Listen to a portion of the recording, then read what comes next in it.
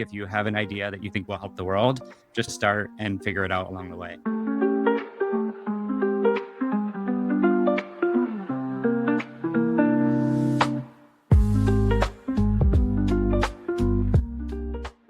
Hello, and welcome to the Negative Space podcast presented by the Anthem Awards. I'm Patricia McLoughlin, the Anthem Awards General Manager, and also your host.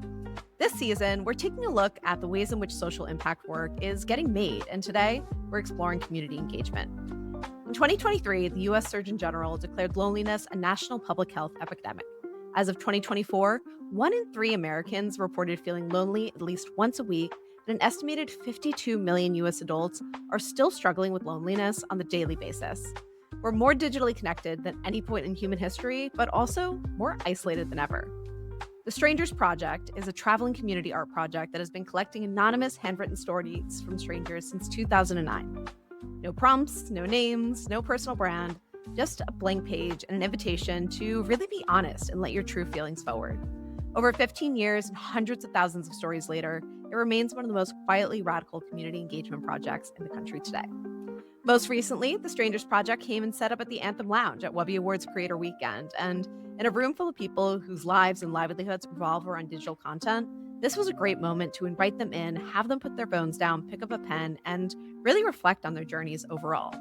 Today, I'm so thrilled to be speaking with the founder of the Strangers Project, Brandon Doman, and designer and community architect, Exa Kutler. Hey, everybody. So excited to be here. Really happy. Thanks.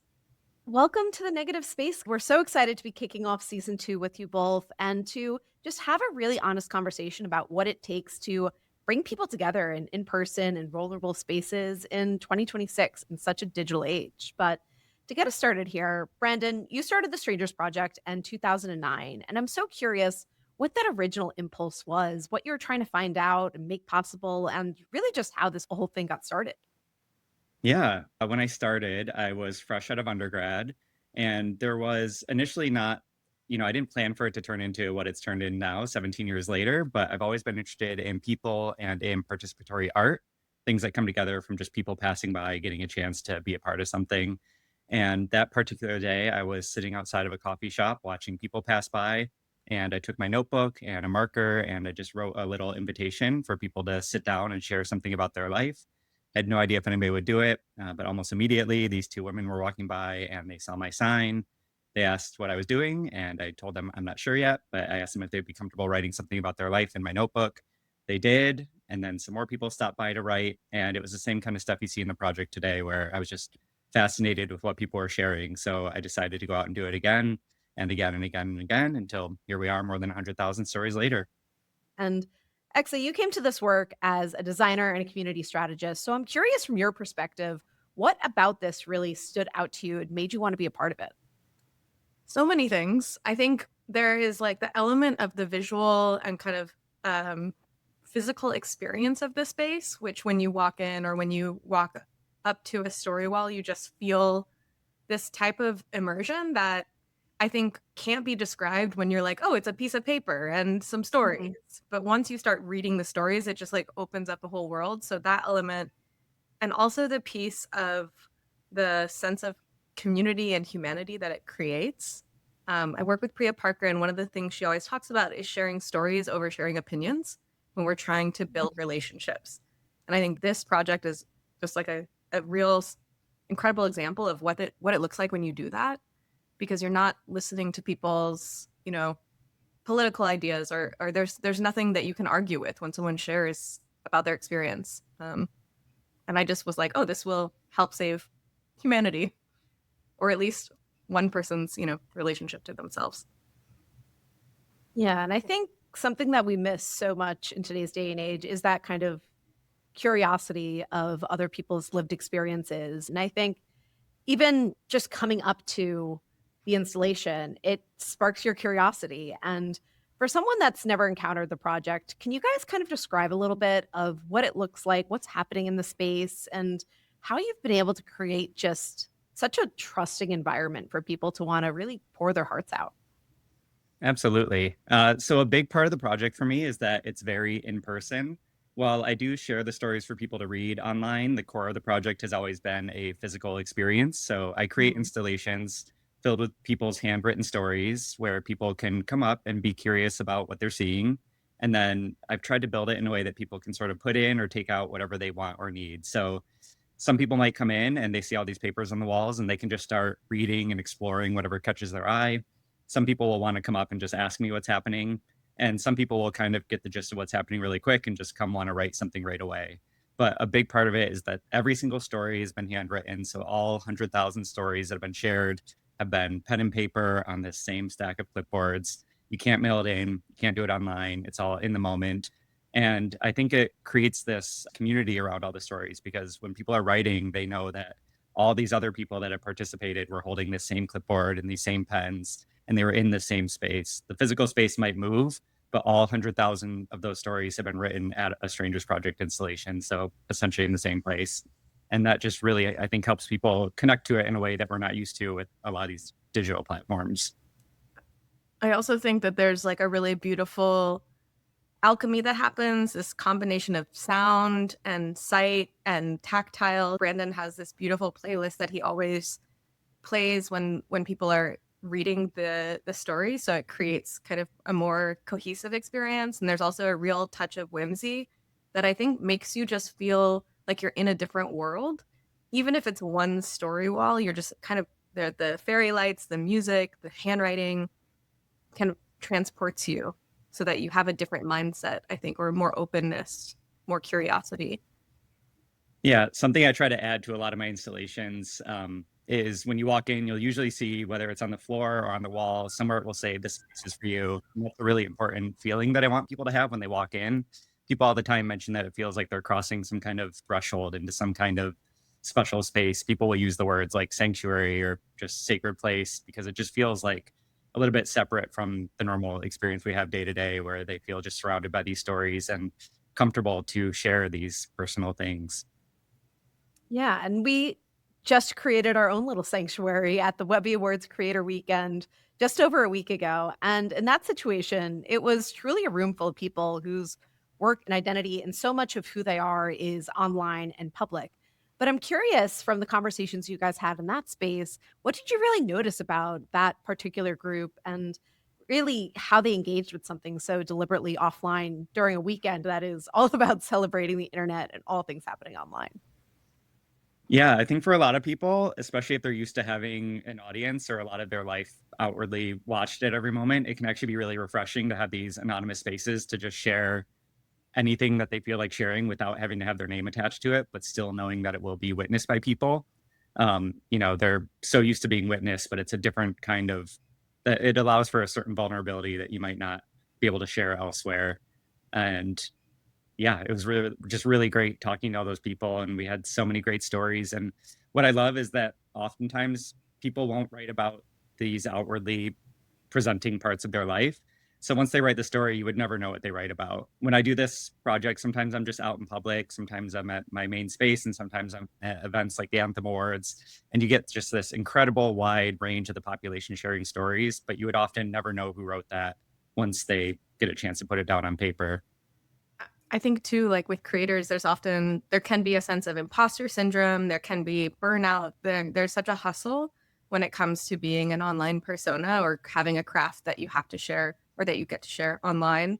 And it was really beautiful to witness different reflections about that specific experience. But again, it's so universal to whatever people are trying to put into the world. Getting that kind of meta read of people who share their lives all day was really special. Yeah, the imposter syndrome one is real. I see that a lot Mm. everywhere, but especially, they're anonymous, so I would never say names, but you can see these people that might have millions of followers, and then they're sharing these moments that are so human and so relatable to where other people might not realize that they have that in common with them. Yeah, it's such a universal struggle. And I'll add in there too that I think one of the best shifts I've ever been given in life is that within imposter syndrome, and all it really means is that you truly care about something. So I always have to I remind love that. myself that. But I am curious too, kind of digging into the anonymity of it all. How did you make that decision to keep everything completely anonymous? What does that really mean to people, whether they have a following from their social media or no personal brand at all? What does that really unlock for folks? Yeah, there's a lot of small invisible designed elements to the project that are made to get people comfortable in sharing and participating in the project. One of those early on was I thought the anonymity would really allow people to be open and share anything without worrying about their name being attached to it. So it really just becomes, it really frees you up to share whatever. And I think it's a nice exercise to write something down and to send it off into the world and not have it be something that's just attached to you forever. It's, you get to just kind of put it among all these other stories and truly just share whatever your heart is asking you to share in that moment. X, I'm curious from your perspective too.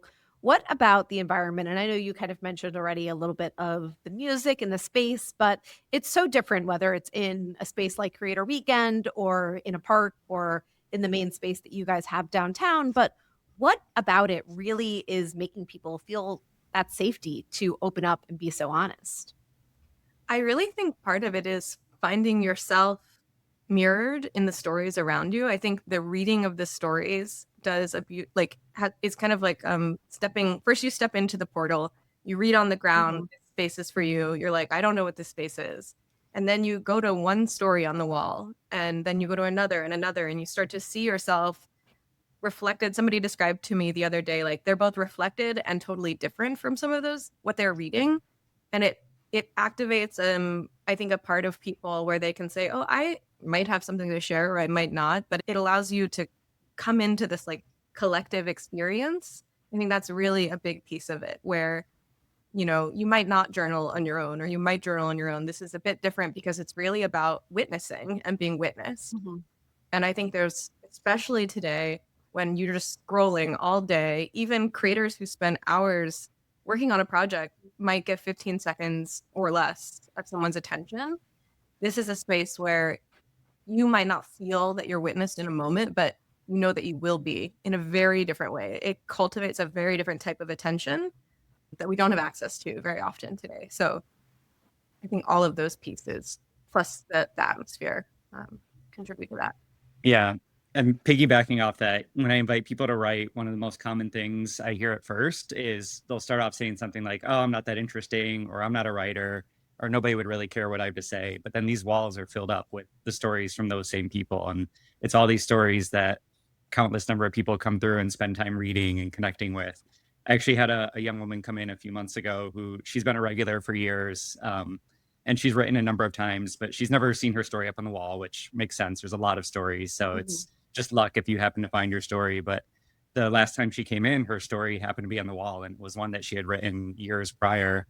And she said that she just sat down on the bench and just watched people reading her story for like 2 hours. And none of the people that were reading that story knew that the original writer was sitting right behind them.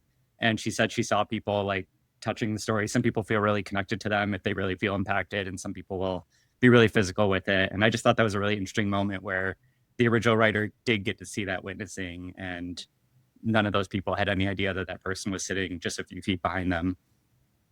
That's so symbolic to so much of what we see now, of just never knowing who's going through what and what's really happening behind closed doors in this really curated world that we're living in. But across all of these stories, and when I went through, there were stories of grief, there were love stories, dreams of reconnection, family stories, personal struggles. It's a little bit of everything. But are there certain themes or things that you really keep seeing coming across that we can take something away from or just reflect on a certain common experience? It's always a hard one to answer because there is such a diverse range of what people write about. I always like to say that they're all sort of, even though the details are different, they're all tapping into very universal human moments. And I think that's why they resonate so deeply is it's all these real things that are happening to us every day that don't always get recorded in the history books, but they're real parts of our experience here on this earth and living among all these other humans. So it's really hard to identify specific things that come up all the time unless you really zoom out, and then you could say love, career, fitting into the world, artistic practice, all of that. But they're all so unique in their own way because they each have that flavor of each person that wrote something. I do think too, like there is an element of hope that you get from reading the stories, even the ones about grief. I think just the experience of witnessing this tapestry of emotion and experience. A lot of times the people who are writing are of course also in the space. So they wanting to contribute, like this is my story and it's hard. And sometimes people will leave a note to someone else being like, if you're reading this and it inspires you, like, keep going. Like, people want to deliver hope even in the midst of tragedy. And I find that to be like, yeah, one of the most moving parts of the experience. It really can be such an emotional experience for folks as they're reading these stories, and it's unlocking things within them or bringing up memories or reminders of certain things that maybe they had gone through or that they can relate to in some sort of way. But what has this done for people's relationships with their own experiences? And how have you found that writing about it really has provided relief for a lot of the participants? I love because they're so physical and I've had a chance to meet all of these people. I can't always, or most of the time I can't match them up to specific stories, but a lot of these Mhm. people do come back and have been visiting for years. And sometimes people will even write follow-ups to the original things they had posted. So at my longer term spaces, there's actually little markers on the wall that will say these stories are connected, and you can sometimes see an update from the same person, sometimes many years later. I love that chance to just sort of see that these stories are all moments in time. It's not somebody's entire story. It's something, a small part of a full life that they chose to share. And I'm really big into the idea of third spaces, which I feel like we're losing a lot of. And so I love creating these spaces where people can come. And even nowadays, some people, now that I've been at the World Trade Center Oculus for about 4 years, some people, they'll come in and they'll read every time. And then sometimes now those same people are coming in just to sit in the space for an hour. And they say, today I just kind of want to sit among the energy of all these people in the room and all these stories around it. So I just love the idea of having a space where people can go without the expectation of performing or spending money or doing anything, where they can just kind of sit somewhere and feel a little bit human.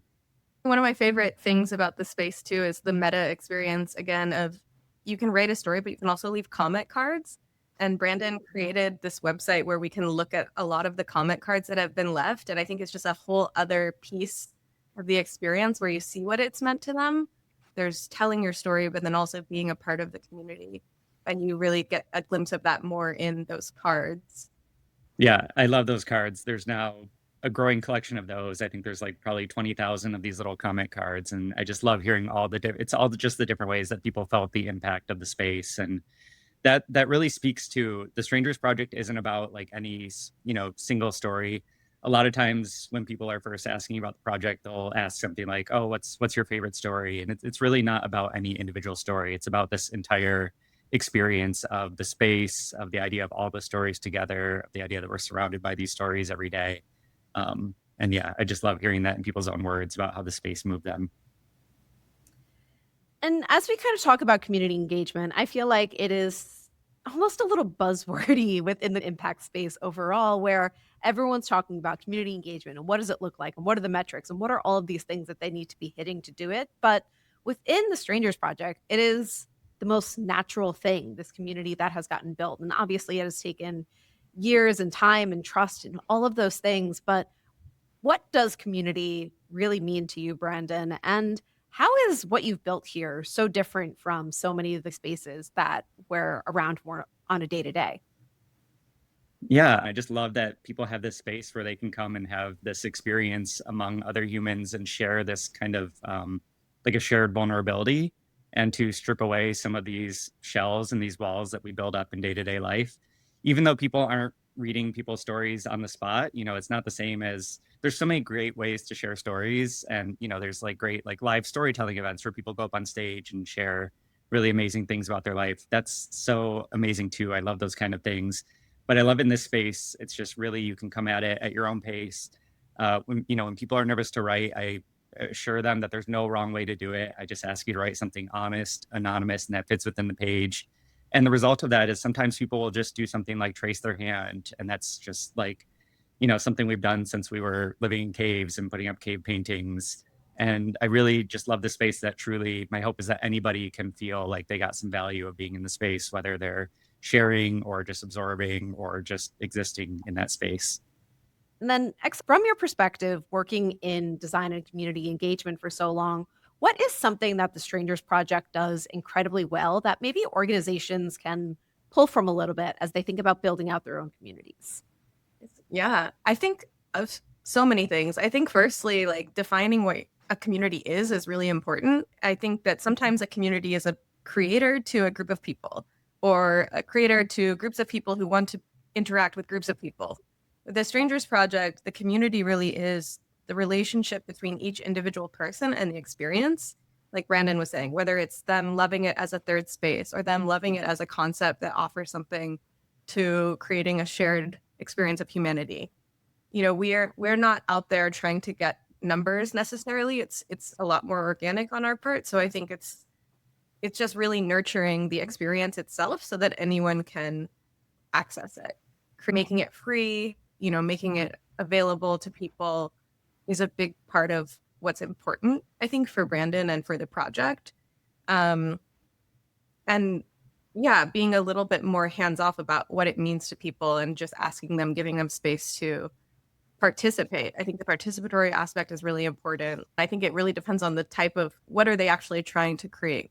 Are they trying to create a fan base? Are they trying to create, you know, customers or clients? For us, we're really lucky that what we get to create is a space and an opportunity. Just yesterday, Sunday, I was at my space at the World Trade Center. And as I was wrapping up the day, one of the visitors came up and she had just written something a couple hours prior, but she had spent about 2 hours in the space. And then I slowly realized that her whole family was in the space too. And she came up to tell me that she was about to leave New York after 4 years. She just graduated college, but she told me that she's been a regular visitor for the past 4 years. And she just talked about all the different ways that the project has impacted her over those 4 years, how it was a safe place for her to go during certain moments when she was processing things, or certain times when she was celebrating things, she would come and write about it. And so as her final thing she did in New York, she wanted to bring her whole family who was in the city for the first time to come and read and share stories. And that was just a really beautiful example of community that can be built. Even though I didn't know this person by name, she had been a part of this project for so long. And then it even stretched out to her friends and her family. And she said that every time somebody was visiting her in the city, she would bring them to the project. And even though I don't always get to see it one-to-one, you know, if she didn't come up and tell me that, I wouldn't have known that that was her experience over the past 4 years. But I love that the space was still there for her to have all those experiences. I love that. And so far, we've talked so much about the in-person aspects of the project, but you're on social, you're creating this digital presence. How have you been able to kind of take some of the magic of the in-person experience and share it in a more digital way? It's been a really interesting journey because I've been doing this for 17 years now. So I've gone through a lot of the different rise and falls of different platforms. In the very beginning, I didn't even actually plan to share these online in the beginning. I thought it was just going to be a short little in-person experiment. But I started with just a little website on WordPress, and then I moved on to Tumblr, and then to Facebook, and then to Instagram, and now Substack and Instagram and TikTok are my three main ones. So it's always kind of just trying to adapt as the world of social media changes. The important part for me is just trying to share a little bit of the experience with people that might not be able to find it in person. While I still don't do the online submissions because I think it's a really important part of the experience to write them in person, I share stories for people to read. And it's also so fun to see people visit all the time who come and they say that they've been following from somewhere else in the world for sometimes many years. And that experience they get to have when they finally get to come and write something or be in the space in person is this really just special moment for them. So I love being able to create that experience too. It makes it feel like something precious and limited and special while still hopefully being accessible to read the stories and participate in that part of the project. Social has been a challenge, a fun challenge as it changes over the years. Brandon's had to think a lot about different formats of sharing and different kinds of, like, what does it mean to have a quote successful Instagram account or whatever. Our goal is really just to reach people.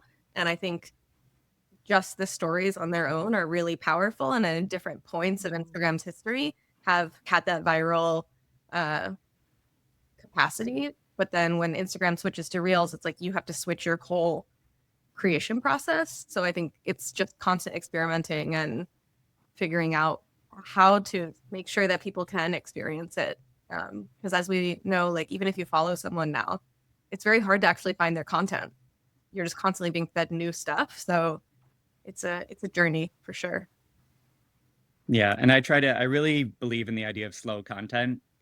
Content has moved to being so fast paced, and it's all about, you have to catch the attention within a few seconds, and then you'll be on to the next thing just seconds after that. And I see in person, a lot of people are craving this slower, calmer experience, even though the algorithms aren't pushing for that. So I still just try to provide a space where people can kind of slow down. And, these aren't short little, some of them are short, and that's great too, but it's a space where you can actually sit and process what you're reading and not just have this endless scroll of stuff trying to get your attention that you'll forget in just a moment later. Yeah. And I think also the beauty of the project is that the stories are meant to be experienced and not consumed. And I think a lot of the way we engage with content now is from a relationship of consumption and just constantly like scrolling and feeding and next, what's next. So it is an interesting experience to try to match that virtually and make sure we're not commodifying the stories and make sure we're not, using them, that we're actually honoring them, is something that we think a lot about. Yeah, and I think that's so important because it's something that we're seeing more and more is people are craving to find authenticity online between AI and misinformation and so many things that the algorithm is feeding. It feels like less and less spaces to find these really authentic places. And I think you guys have really done an incredible job of building that both in person where you have this trust and authenticity and also online where it really does shine through in such a really beautiful way. Something else that I always like to touch on here is obviously this show is called The Negative Space, and we're looking into some of the unseen challenges that are happening within social impact work overall. And so I'm curious if there's any challenges that you guys have faced that just might not be obvious to an outside viewer that you would like to call out and put a little light on, and also talk about maybe you might not have the perfect solution yet, but how you're approaching some of these challenges to continue to move and grow the work forward. I mean, I think the number one challenge is funding and making sure that artists can sustain themselves. There's just very little transparency in the arts, or at least in our world, around how people sustain. People often come to the project and they're like, how do you have like a rich family or something? Like, how do you do this? And I think so far the project has been 100% supported by individual contributions and then partnerships. But it's definitely like, investment in the arts is a long-term struggle. You can get a grant one year, and then what do you do for the rest of the time? I think that's a really challenging thing for a lot of artists because there's not really a retirement plan. There's no longevity. You have to keep coming up with ways to fund your life and fund the work that you want to see in the world and that you hear from so many people, like so meaningful. That would be definitely one unseen challenge. And then I'll just say another, I think, is like, if you don't have funding, it's hard to have other people. I'm really lucky to get to work with Brandon. And I think, for me, it's like a volunteer role because I just want the project to exist. Brandon has done this with all this grit and intention for the last 17 years. He's done it completely alone. And people email him and connect with him, not realizing that it's like literally one person behind the scenes. But they'll see him in the Oculus and they'll be like, oh, he must be like a mega corporation. And it's just him.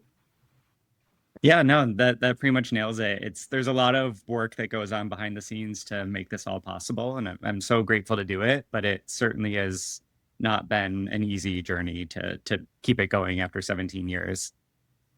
Yeah, there's a lot of hustle that goes on behind the scenes that people would never expect. And even as you guys were talking about trying to find your way in digital spaces and everything like that, it really is just you get one thing going in a great direction and then something else is going to pop up to continue to, keep things fun, interesting, and everyone on their toes from time to time. Yeah, and it's worth it because I think, especially Brand, like when you get to meet these people and hear them share their story and hear them say what the project has meant for them and the intervention and what it means in the world, we're like, well, we'll just do it. It's important and figure out how to make it work. I think a lot of creators are dealing with that. Yeah, 100%. And something else I did want to touch on is at the beginning of the conversation, I mentioned the loneliness epidemic that's happening right now. And I'm curious, over the course of doing the Strangers Project, has that been felt through the stories and the reaction to the project? And where do you kind of feel people are landing right now, just given the scale of this problem? Yeah, it's a huge topic, and I don't have any clinical input on it, but anecdotally, I see this in the stories that people are writing often. And I get to see the relief people have when they have somewhere to share, even if it's just on that paper just for themselves. Sometimes even when people write, they'll write it and they'll ask if they can just keep it for themselves because they realize they want to just hold on to what they had. And I consider that a success for the project too. I love when somebody will turn in their story to the project and it gets to be added to this collection. But even if somebody sat down for a moment, and even if they don't write, even if it gave them a moment to think about their life and their community and just their story, that's a win for me in the project. And even without physically being in the space too, I get these beautiful messages from the people that follow the project all over the world that talk about how connected they feel to these stories, and just knowing that this exists somewhere out in the world is so special to them. And yeah, so it's all very anecdotal, but I just hope that it lets the people that experience it feel a little more connected to something if it's something that resonates with them. Yeah. Exa, from your perspective, what do you think people are most hungry for right now? And how is this blank page of paper really part of the answer for folks?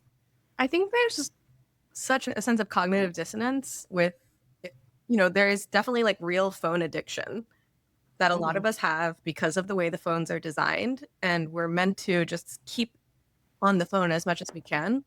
When you interface instead with a totally different material that's analog, that is an invitation, and that's in this space that's surrounded by other people who have accepted that invitation, I think there is a sense of intimacy there, and a sense of groundedness that you don't really get on the phone. And I love the phone. Like, it's not, I think that offers a lot of other opportunities for connection. But I think this one in particular, there's something about it being tactile. Like, Brandon is very intentional about the paper he uses and the pens and the clipboard. It is a cohesive kind of designed experience. And I think it creates a sense of attachment to the physical world and to the world that we live in that we don't get every day because we're rushing so fast and there's so much is being asked of us. This is like an enclave of quiet attention and connection. And I think that it really satisfies this need that a lot of people didn't know they had. Yeah. And to piggyback on that, a lot of times when people come spend time in the space, they'll say that they sort of lost track of time. And sometimes even joking, they're like, I was supposed to go catch a train and I've been in here for 2 hours and I missed my train. But it's okay because they say they felt so filled up by the experience. And it makes me think about how we also lose so much time when we're scrolling, and how much a lot of times people can say they feel regret or shame when they were like, oh, I just realized I've been scrolling on Reels or TikTok for an hour and I lost that time and I don't feel any better after that hour, versus losing time in a stranger's project space and they say, I just lost an hour, but I feel better. And I love that effect that it has on people, is losing time in a good way. Yeah. And even Yeah. I think people really crave human connection. And I think even if you're not talking to anybody in the project, even if the IRL space, I think really you feel surrounded. It's so interesting, the difference between when you're just looking at all of the stories is one thing, and then when you zoom in on one and you actually go and start reading them, it activates the experience in a way. And you just get to feel, going back, actually, you mentioned something about the mirrors. We just did an installation out in Santa Barbara, and one of the people that came through, it was his first time seeing the project. He had never heard of it, but he said it felt like walking into a room full of mirrors, because he said he could see himself in all these stories. And even though the details of the stories might be different from your life, you get to see pieces of yourself in this just sort of universal human experience that's happening. And I think that really helps combat some of the loneliness we feel. Not to mention like the profound sense of connectedness. I think we live in a world that is being intentionally like torn apart, polarized. There's this idea, I think, that we can get in our heads of people clashing constantly. And I think that is happening. And also when we come together in this way, or when we can read other people's experiences without that lens of, is this person going to attack me or have hatred towards me or anything, there's just an opportunity to see and feel hope that maybe things aren't as scary as they're being portrayed, although they are quite scary. And Brandon, where are you guys going from here? Are there things that you're looking forward to in the future, spaces you're moving into, more pop-ups around the country? I'm so curious what's kind of in the next chapter of the Strangers Project. Yeah, there's no single end goal to the project. So, like, a lot of times people say, like, how many stories are you going to collect until you feel like you're done? And for me, it's not about any number of stories. It's anytime I get to set up a strangers project space, whether it's for a weekend like we did the Anthem Awards or a longer term space like I have at Oculus, just creating that experience for people is kind of one of the end goals of the project for me. When people walk in, they don't necessarily know that this project has existed for 17 years, especially when it's one of the smaller story walls where it might just be a few dozen stories hung up in a park or something. They don't know that that's not my second day doing it, but they still get to have that same experience of feeling connected and feeling like they have somewhere to share and to witness and to read. So just having the ability to create more of this experience for people is kind of where I would love to take it. I'm grateful to have this long-term space at the Oculus, but I also love every chance I get to just bring it to a different city or a different community. And that's something that Exa is really helping me with, is figuring out how we can find partners that are aligned with this mission to just help bring this to more places and to reach more people. Yeah. Also books. If anyone's an agent out there that wants to chat with us, let us know. Yeah, I've been getting a lot of people asking if I'll put these into some books, and I have explored it in the past. I did a book back in 2015, and I was really proud of it. But I then wanted to focus on the in-person experience for a long time after that. But enough people are asking that I am thinking about revisiting that world again. I would love to have that on my coffee table. So if anyone out there is listening to this right now, let's get this done. Right? Call us. Yeah. There's a sweet parent that reads Brandon's old book, and she was saying that she reads it with her kid like every night, a different story. And I just loved that so much. That's so beautiful. That's honestly such a more beautiful way to end the day than Llama Llama Red Pajama. I'm no hate towards Llama Llama Red Pajama. No, my nephew's a big fan. But at the Anthem Awards here, something that we do to celebrate our winners in our community are these one-sentence call to action speeches. So as we start wrapping things up here today, I'm curious from each of you, what is one reminder or vision or just one final thing that you would like to leave our audience with today? For me, it would be, if you have an idea of something that you can put into the world, to just go out and try it. You don't need to have a finished idea. A lot of times people will come into my space and they'll say, I wish I could do something like this. And they'll be like, not, what you're doing, but something like it. But they're like, I can't figure out all the details. And you don't have to figure out the details to start. None of the Strangers Project looked like it looks today when I started. It used to literally just be me and a notebook with a hand-drawn little Sharpie sign and a blank notebook. And it was just that for the whole first year. And then it grew over time. And going out and just trying it and doing it is what turned it into what it is today. So I think if you have an idea that you think will help the world, just to start and figure it out along the way.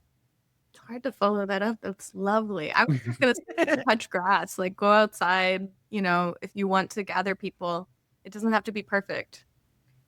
I say perfect is the enemy of the good, and good is the enemy of getting anything done. Thank you guys both so much for being here today. This was so much fun, and I loved learning more about the Strangers Project. But before we go, I would love to hear where our listeners can find you, where they can learn more about the Strangers Project, and where they can catch you guys live and in person. Absolutely. The easiest place is just strangersproject.com. But if you're on socials, I'm most active on Instagram, which is strangers, PROJ, short for project. And to come see the space physically, I have a semi-permanent spot at the World Trade Center Oculus in Lower Manhattan. I'm there every week, Thursday through Sunday, 2 to 6:30. It's free, open. People can just come in and read and write and experience the project. Thank you guys so much. This was amazing. And for everyone listening, if you enjoyed today's episode, please like, subscribe, rate us, all of those things wherever you're watching or listening. And for more information about the Anthem Awards, you can visit us online at anthemawards.com and at Anthem Awards on social media. Thank you to our production and editorial team, including Jordana Jarrett, Mel Esplod, and Nida Katil. If you would like to set the new standard for good in the Anthem Awards this season, enter your work by Friday, July 31st. But thank you all again for listening. I am Patricia McLoughlin, and this was The Negative Space.